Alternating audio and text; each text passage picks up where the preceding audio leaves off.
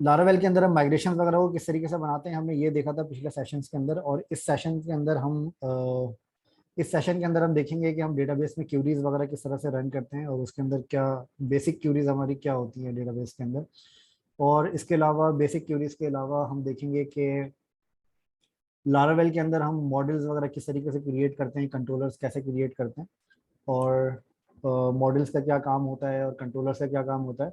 और इसके अलावा एपीआईज के अंदर जो डेटा हम रिटर्न करते हैं वो हम किस तरीके से रिटर्न करते हैं। ठीक है, तो इस हवाले से इस सेशन के अंदर हम ये पूरा देखेंगे कि कैसे हम ये सारे काम करते हैं। ओके, तो जैसे लास्ट सेशन के अंदर हमने ये क्लास अपना हमने ये एक अपना सैम्पल लारावेल का एक प्रोजेक्ट बनाया था। अगर आप लोगों ने लास्ट सेशन नहीं देखा है तो उसको प्लीज़ देख लीजिएगा। तो लास्ट सेशन के अंदर हमने ये सारी चीज़ें करी थी कि हमने इसके अंदर एक डॉट की फाइल हमने बनाई थी। फिर इसके अलावा डॉट की फाइल के अलावा हमने डेटाबेस कनेक्शन हमने यहाँ से सेट किया था। और डेटाबेस कनेक्शन सेट करने के बाद हमने यहाँ पे इसका डेटाबेस कनेक्शन भी हमने यहाँ पे स्टैब्लिश किया था, जो कि हम यूज़ करेंगे अपने प्रोजेक्ट के लिए। ठीक है, इसके लिए सबसे पहले मैं अपना मैम सर्वर में स्टार्ट कर देता हूँ। अगर आपके पास जैम्प है या वैम्प है तो आप उसको उसे स्टार्ट करना पड़ेगा। ठीक है,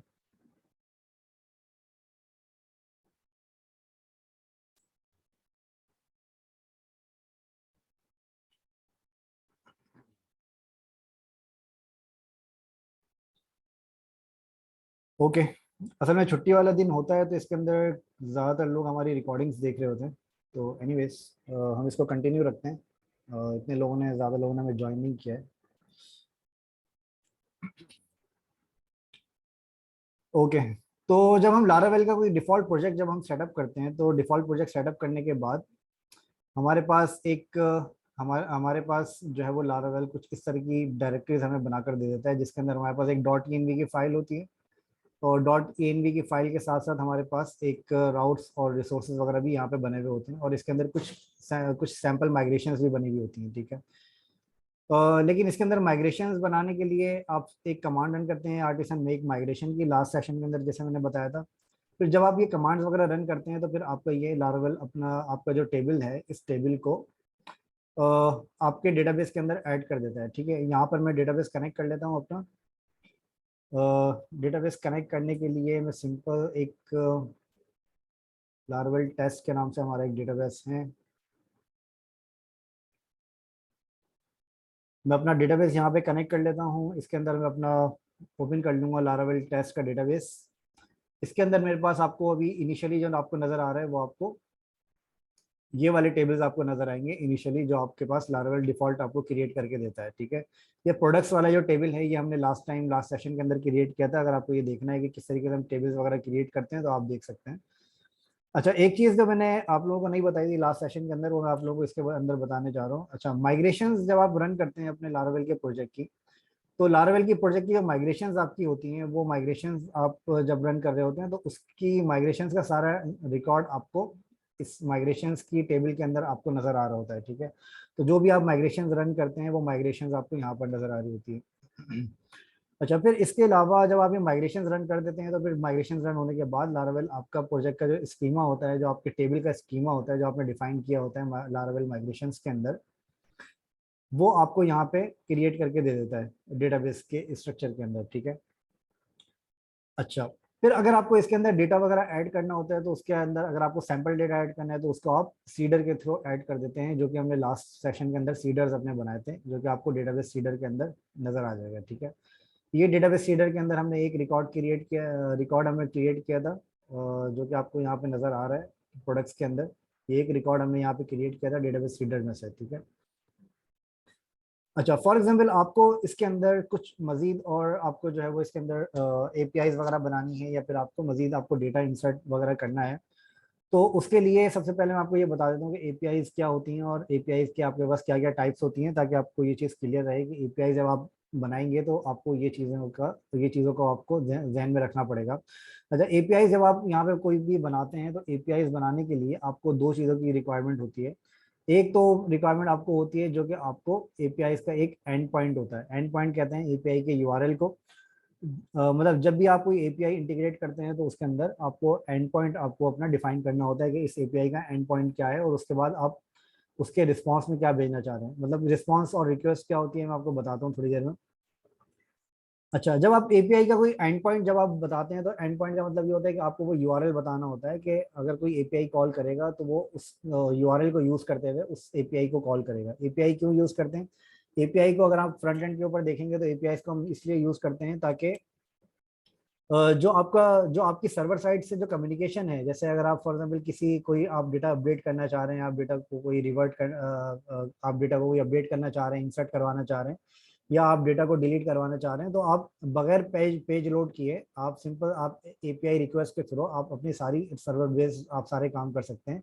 अगर आप फॉर एग्जाम्पल अगर आपको कोई डेटाबेस मॉडिफाई करना है, आपको कोई डेटा मॉडिफाई करना है, इंसर्ट करना है या एडिट करना है, तो वो सारे काम आप एपीआई के थ्रू आप कर सकते हैं विदाउट पेज लोडिंग। ठीक है, तो एपीआई आपको इस तरीके से हेल्प करती है। और इसके अलावा जब आप एपीआई को रिक्वेस्ट करते हैं तो उसके अंदर आपके पास मजीद कुछ एपीआई की टाइप्स होती हैं। फॉर एग्जांपल एक आपके पास एपीआई की टाइप होती है जिसके अंदर आपके पास मैं अगर आपको यहाँ पे बताऊं तो एक आपके पास एपीआई की टाइप होती है गेट।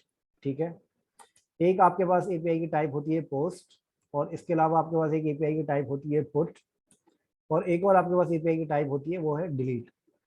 अच्छा, गेट आप यूज करते हैं जो भी आपकी एपीआई रिक्वेस्ट है उसके अंदर आप क्या ट्रांजेक्शन करना चाह रहे हैं, जब आपको वो ट्रांजेक्शन पता होगी, जब आपको ये पता होगा कि आपको वो एपीआई किस पर्पस के लिए यूज करनी है, तो ये चीज़ आप लोगों को वैसे ही क्लियर हो जाएगी कि एपीआई आपको अदर डेटा गेट करने के लिए यूज करना है या डेटा इंसर्ट करने के लिए यूज करना है। ठीक है, तो जब आप फॉर एग्जाम्पल डेटा को फैच करने के लिए या गेट करने के लिए आप यूज करते हैं तो उसके लिए जो आप एपीआई की जो टाइप रखते हैं वो रखते हैं आप गेट। ठीक है, इसी तरीके से जब आपको कोई डेटा इंसर्ट करवाना होता है डेटाबेस के अंदर तो उसके लिए आप एपीआई की टाइप रखते हैं पोस्ट, और इसी तरीके से जब आपको जो डेटा आपने इंसर्ट किया है अगर आप उसको डेटा को मॉडिफाई करना चाह रहे हैं तो उसके लिए आप एपीआई की टाइप रखते हैं पुट।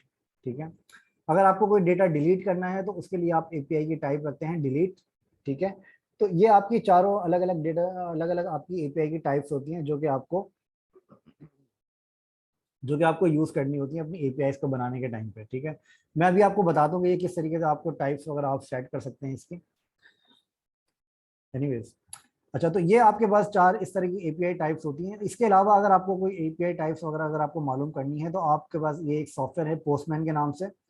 आप जब इस सॉफ्टवेयर के अंदर जाएंगे पोस्टमैन के अंदर तो यहाँ पर आपके पास मल्टीपल यहाँ पर आपके पास सारी एपीआई की टाइप्स आपको यहाँ पे नजर आ रही होती हैं जो भी आपको यहाँ पे डिफाइन करनी होती है। ठीक है, तो ये इन सबको ये जो आपके पास टाइप्स हैं इनको मेथड कहते हैं। तो ये जो आपके एपीआई के मेथड्स हैं ये आपको हेल्प करते हैं आपकी एपीआई की टाइप्स को आइडेंटिफाई करने के लिए। आप इधर ये वाली एपीआई आपकी गेट करने की है, पोस्ट की है, पुट की है या डिलीट की है। ठीक है, अच्छा, लारावेल के अंदर कोई भी एपीआई अगर आपको डिफाइन करनी है तो उसके लिए आपको क्या करना होता है, उसके लिए आपको सबसे पहले ये करना होता है कि आप यहाँ पर लारावेल के अंदर आप यहाँ पर क्या करते हैं, आप यहाँ पर एक राउट के अंदर आप यहाँ पर डिफाइन करते हैं गेट के नाम से। ठीक है, फॉर एग्जाम्पल अगर आपको यहाँ पर लारावेल के अंदर अगर आपको यहाँ पर पोस्ट मेथड अगर आपको डिफाइन करना है तो उसके लिए आप क्या करते हैं, राउट पोस्ट। ठीक है, पोस्ट करने के बाद आप यहाँ पर अपनी एपीआई का एंड पॉइंट बताते हैं कि आप इस एंड पॉइंट के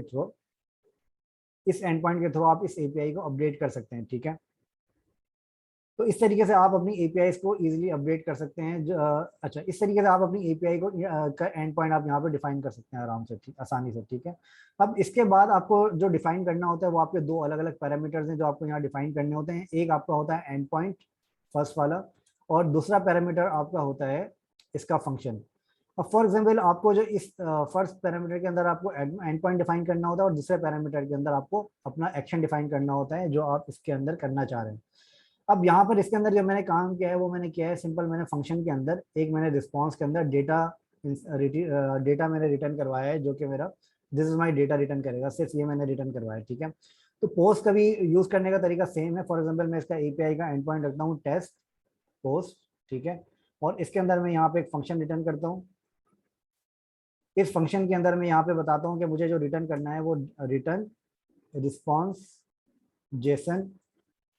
मैं आपको इसके बारे में बताता हूँ कि ये जेसन क्या होता है और इसका फॉर्मेट किस तरीके से आप अप्लाई करते हैं। ठीक है, जेसन मैंने बताया, जेसन बताने के बाद मैंने इसको बताया कि मुझे जो एपीआई के अंदर डेटा रिटर्न करना है वो रिटर्न करना है फॉर एग्जांपल मेरा नेम। ठीक है, अच्छा, ये मैं अभी आपको सिर्फ इसके रिस्पॉन्स का बता रहा हूँ, बाकी इसके अंदर जो आपको और मजीद एक्शन करने हैं वो मैं आपको बताता हूँ थोड़ी देर में, ठीक है। तो अभी आप सिर्फ ये समझे कि इसका जो एक्शन के अंदर जो हम रिस्पॉन्स में रिटर्न कर रहे हैं वो हम किस तरह से रिटर्न करते हैं, ठीक है। ओके, मैंने यहाँ पे एक पोस्ट एपीआई बनाई जिसका मैंने एंड पॉइंट रखा टेस्ट पोस्ट के नाम से।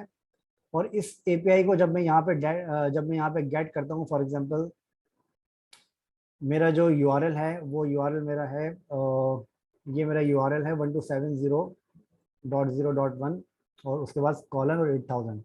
इसके बाद मैंने बताया एपीआई, और एपीआई के बाद मैंने बताया अपना पोस्ट का एंड पॉइंट जो कि मेरा है ये वाला, ठीक है। अब एक चीज आप नोटिस करें यहाँ पे कि यहाँ पर मैंने जो इसका मेथड रखा है वो मैंने गेट रखा है, लेकिन यहाँ पे जो मैंने इसका मेथड रखा है वो मैंने पोस्ट रखा है। अब अगर मैं इसको यहाँ पे सेंड करूंगा तो आप ये नोटिस करेंगे कि यहाँ पर ये मुझे इसका एरर दे देगा कि 405 मेथड नॉट अलाउड, ठीक है। अच्छा, ये जो इसने एरर मुझे दिया है इसका रीजन यही है कि यहाँ पर मैंने गेट मेथड रखा है और यहाँ पर मैंने पोस्ट मेथड रखा है, ठीक है। ये इसका रीजन है इसके एरर देने का। मैं यहाँ पे इसको गेट के बजाय यहाँ पर मैं इसको पोस्ट कर देता हूँ, ठीक है। पोस्ट करने के बाद मैं सिंपल क्या करता हूँ, मैं इसको सेंड करता हूँ तो आपको यहाँ पे नजर आएगा। अच्छा, अब ये कह रहा है कि dollar name is undefined. Dollar name is undefined का मतलब ये है कि यहाँ पर हमने नेम यहाँ पर डिफाइन किया, जो कि हमने इससे ऊपर कहीं पे भी हमने डिफाइन नहीं किया, इस वजह से ये कह रहा है कि डॉलर नेम अनडिफाइंड, ठीक है। अगर मैं यहाँ पे एक वेरिएबल डिफाइन कर देता हूँ, नेम फॉर एग्जांपल मेरा है मोहम्मद उवैस, ठीक है। ये नेम मैंने यहाँ पे डिफाइन किया। अब अगर मैं इस एपीआई की रिक्वेस्ट करूंगा तो आपको यहाँ पे नेम के अंदर मोहम्मद उवैस नजर आ जाएगा। अच्छा, ये नेम आपको यहाँ पे कैसे नजर आया, ये वेरिएबल क्या होते हैं ये मैं आपको बता देता हूँ।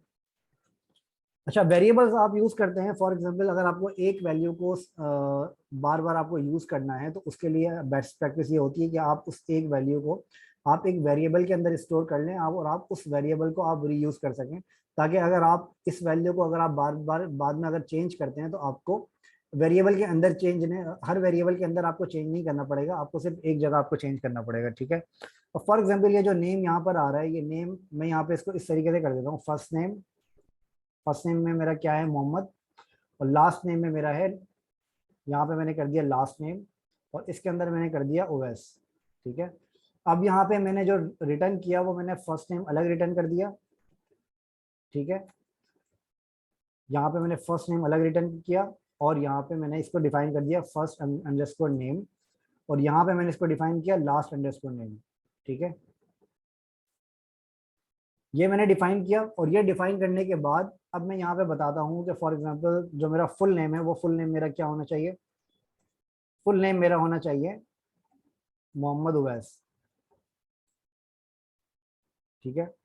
ये मेरा फुल नेम होना चाहिए, और इसी तरीके से मैं फुल नेम को भी यहाँ पे मैं रिटर्न करवा देता हूँ अपने रिस्पॉन्स के अंदर।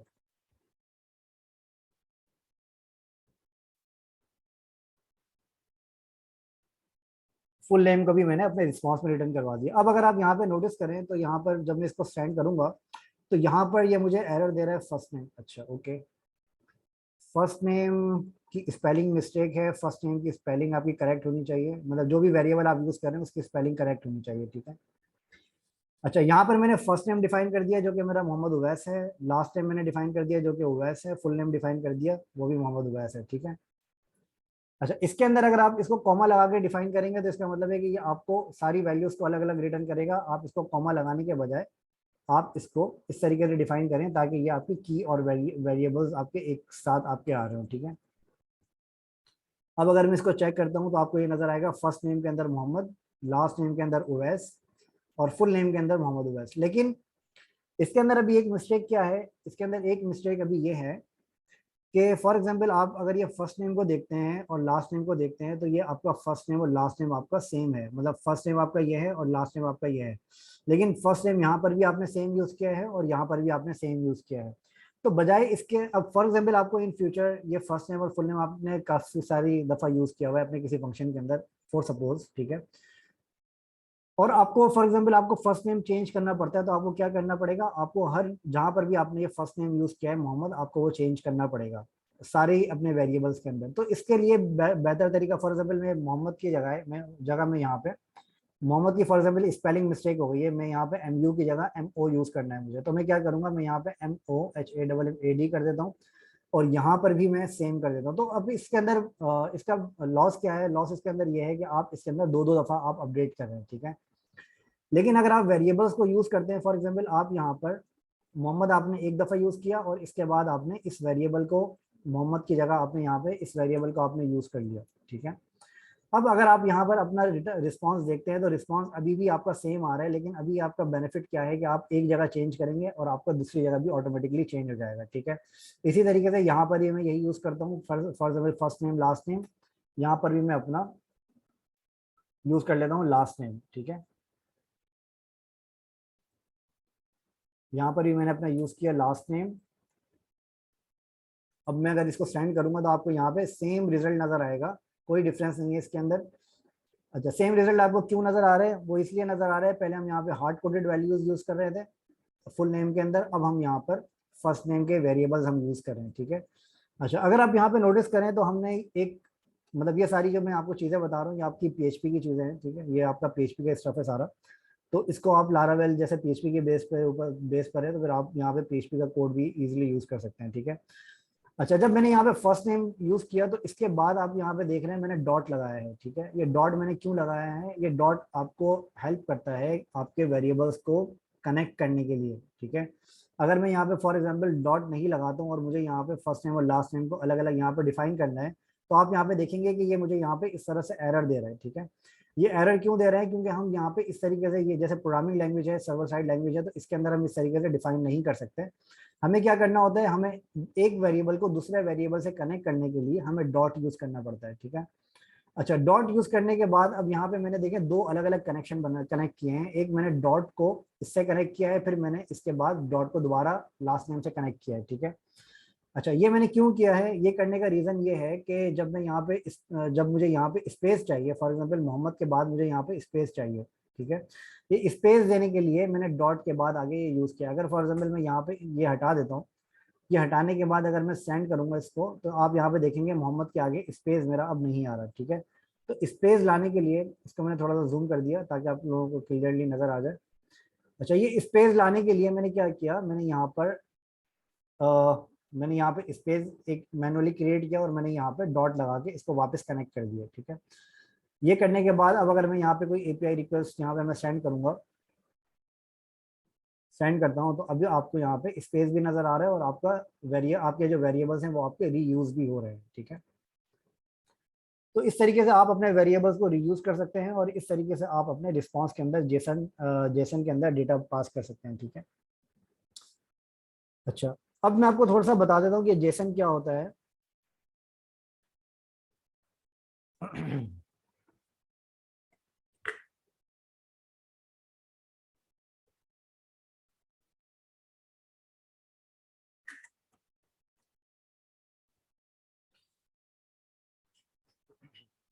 अच्छा, अब मैं आप लोगों को थोड़ा सा जेसन के बारे में बता देता हूँ कि जेसन क्या होता है और इसको किस तरीके से यूज करते हैं।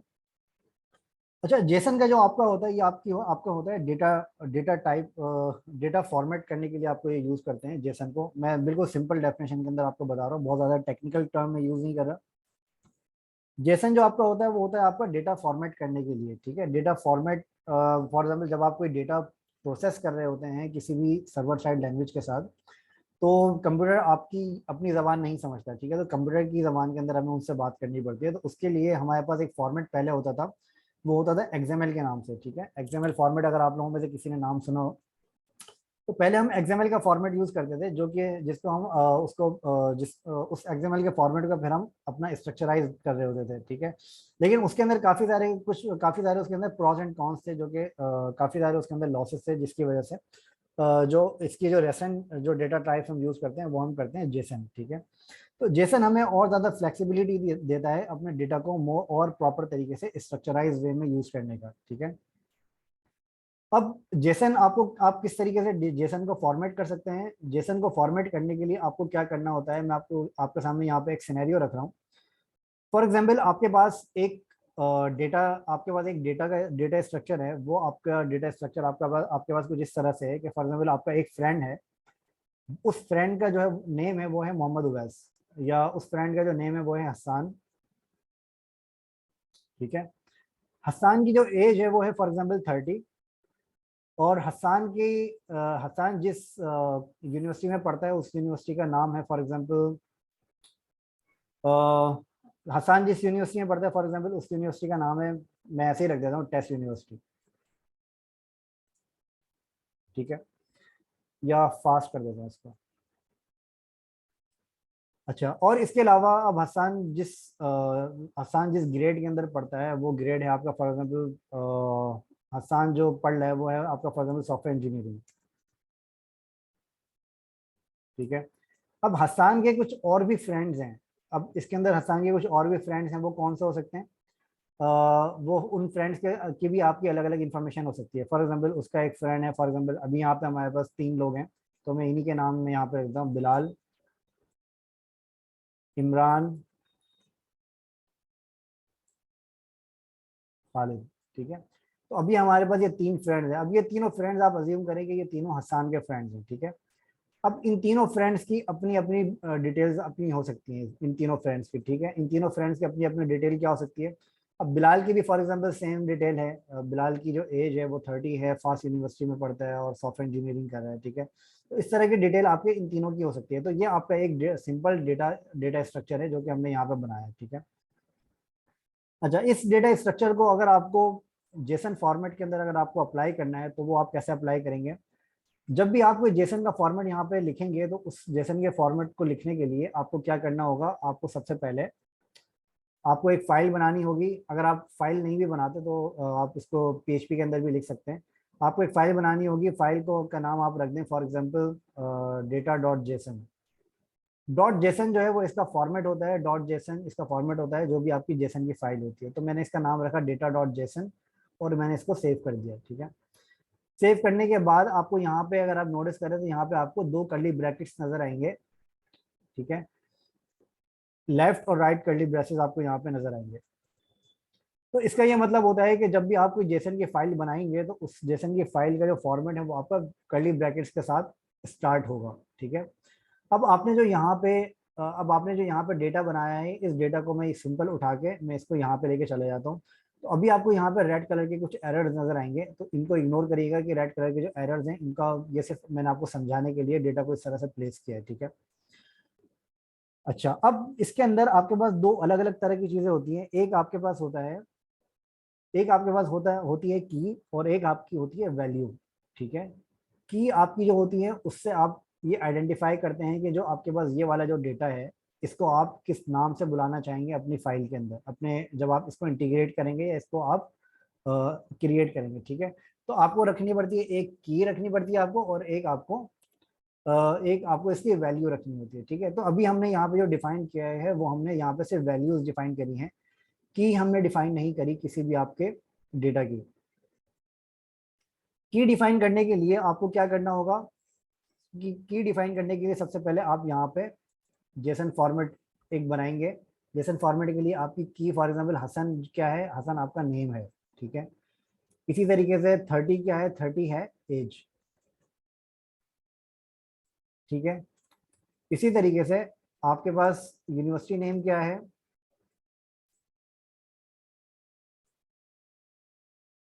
यूनिवर्सिटी नेम है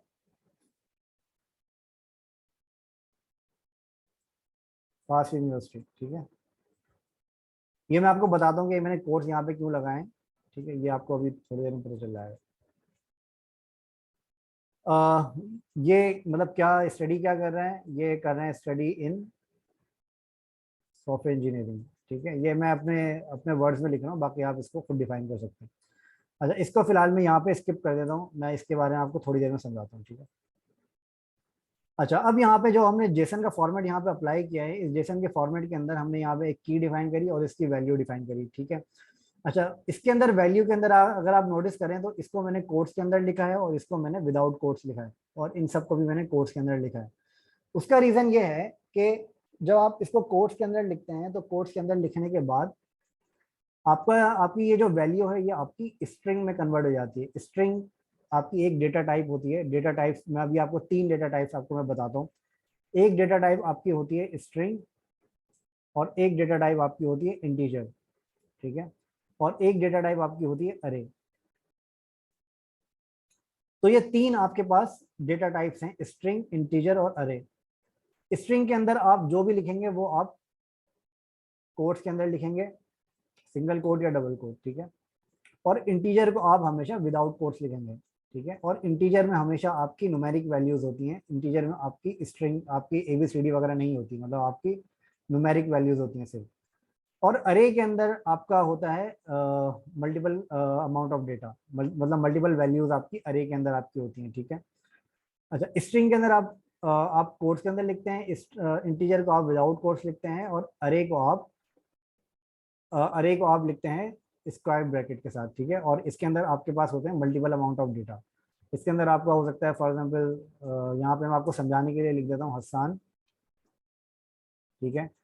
और यहाँ पे मैं आपको समझाने के लिए लिख देता हूँ जाहिद, फॉर एग्जांपल, ठीक है। तो ये दो नेम मैंने यहाँ पे लिखे। अब ये दोनों नेम्स हमारे पास, इसकी ये मल्टीपल वैल्यूज हैं, तो हमने इसको अरे के अंदर लिखा है, ठीक है। अच्छा, अब यहाँ पे अगर हम देखें तो यहाँ पे हमने अगर फॉर एग्जांपल अगर हम यहाँ पे 30 हमने लिखा है, अगर हम यहाँ पे इसको कोट्स में कन्वर्ट कर देंगे, तो इसका मतलब है कि अभी आपकी इंटीजर वैल्यू नहीं रही, अभी आपकी न्यूमेरिक वैल्यू बन गई, ठीक है। अच्छा, अरे जो आपका होता है वो आपका डेटा स्ट्रक्चर होता है, और डेटा टाइप मतलब उसकी जो टाइप होती है वो आपकी अरे होती है, लेकिन उसके अंदर आप मल्टीपल स्ट्रक्चर डेटा को स्ट्रक्चर कर सकते हैं, ठीक है। तो उसकी जो टाइप होती है वो आपकी अरे होती है। अच्छा, फिर इसके बाद, अच्छा इसकी मैं और एक और एग्जांपल आपको अरे की दे देता हूँ, अगर आप लोगों को ये समझ में नहीं आया। अच्छा, फॉर एग्जांपल यहाँ पर मैंने डिफाइन किए हुए थे मल्टीपल स्टूडेंट्स, ठीक है। अब ये मल्टीपल स्टूडेंट्स जो हैं आपके, सॉरी, ये जो मल्टीपल फ्रेंड्स हैं हस्सान के, ये मल्टीपल फ्रेंड्स, आप इसको अगर आपको ये डिफाइन करना है तो आप इसको अरे के अंदर कर सकते हैं। फॉर एग्जांपल यहाँ पर मैं एक और वैल्यू बनाता हूँ, वो मैं बनाता हूँ फ्रेंड्स के नाम से, ठीक है। अब फ्रेंड्स के अंदर मुझे चारों फ्रेंड्स मुझे यहाँ पे लिस्ट डाउन करने हैं, तो वो मैं कैसे करूँगा? वो करने के लिए सबसे पहले मैं यहाँ पे क्या करूँगा, अरे ओपन करूँगा। अरे ओपन करने के बाद मैं इन वैल्यूज़ को यहाँ पे पेस्ट कर देता हूँ, ठीक है। मैं इसको यहाँ से रिमूव कर देता हूँ ताकि आप लोगों को ये चीज़ क्लियर हो जाए। अब यहाँ पे मेरे पास तीन वैल्यूज आ रही है, लेकिन जैसे कि हम यहाँ इसको जेसन में लिख रहे हैं, तो हम तीन वैल्यूज को इस तरीके से नहीं लिख सकते। हमें यहाँ पर इसकी एक की देनी पड़ेगी। की हमारी क्या है? फॉर एग्जाम्पल ये नेम है, ठीक है, ये भी नेम है, और ये भी नेम है, ठीक है। और ये जैसे स्ट्रिंग है तो ये स्ट्रिंग में हो जाएगा, ये भी स्ट्रिंग में हो जाएगा। अब ये हमारे पास मल्टीपल डेटा है, ठीक है, ये एक डेटा नहीं है। तो अगर ये मल्टीपल डेटा है हमारे पास, तो हर डेटा आपका एक ऑब्जेक्ट के अंदर होता है। ऑब्जेक्ट का मतलब क्या होता है कि आपको ये ब्रैकेट्स, जो आपके कर्ली ब्रैकेट्स हैं, वो आपको यहाँ पे लगाने पड़ेंगे हर डेटा के साथ, क्योंकि ये आपका ऑब्जेक्ट है, ठीक है। तो ये आपने कर्ली ब्रैकेट्स यहाँ पे लगाए,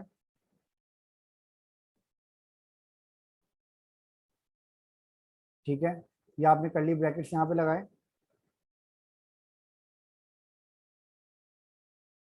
ओके। क्लियर है यहाँ पे, या किसी को भी कंफ्यूजन है तो पूछ सकते हैं प्लीज।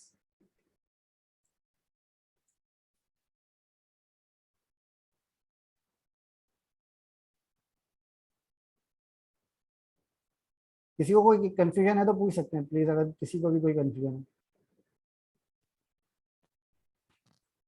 वालेकुम सर, ये जो हमने इसमें नेम्स दिए हैं, जी, नेम तो ये वैल्यूज की कॉन्फ्लिक्ट नहीं करेंगे? जैसे नेम का ये कि हमने डेटा टाइप लगा दी है, इस पे नेम नेम नेम, और तीनों में वैल्यू अलग है हमारी, जैसे नेम नेम बिलाल इमरान है खालिद। जी मैं बता देता हूँ आपको। अच्छा देखिए, जब आप अरे को डिफाइन करते हैं ना, तो अरे को आप जब डिफाइन करते हैं तो आपको ये इस अरे को आपको मल्टीपल जगहों पे यूज करना पड़ता है, मतलब मल्टीपल जगहों पे, मतलब आपको एक वहाँ पे लूप चलाना पड़ता है, ठीक है। तो जब आप लूप चलाते हैं तो वो आपको वन बाय वन करके रीड करता है आपके हर डेटा को, ठीक है। तो फॉर एग्जांपल आप यहाँ पे क्या करेंगे, आप जब इसको इंटीग्रेट करेंगे अपने पास बैकएंड डेटाबेस के अंदर, तो आप क्या करते हैं, आप इसका एक लूप रन करते हैं फ्रेंड्स का, और उस लूप के अंदर वो वन बाय वन करके रीड करता है। तो इस वजह से फर्स्ट नेम जो आपका फर्स्ट रिकॉर्ड है और सेकंड रिकॉर्ड है, वो आपका कॉन्फ्लिक्ट नहीं करता, क्योंकि वो वन बाय वन करके रीड कर रहा होता है, ठीक है। तो इस वजह से ये चीज़ कॉन्फ्लिक्ट नहीं करती। तो अगर आप इसको डिफरेंट रखेंगे तो आप उसको लूप के अंदर वो मैनेज नहीं कर सकते, ठीक है। तो इसको आपको सेम ही रखना पड़ता है। जी क्लियर है ये?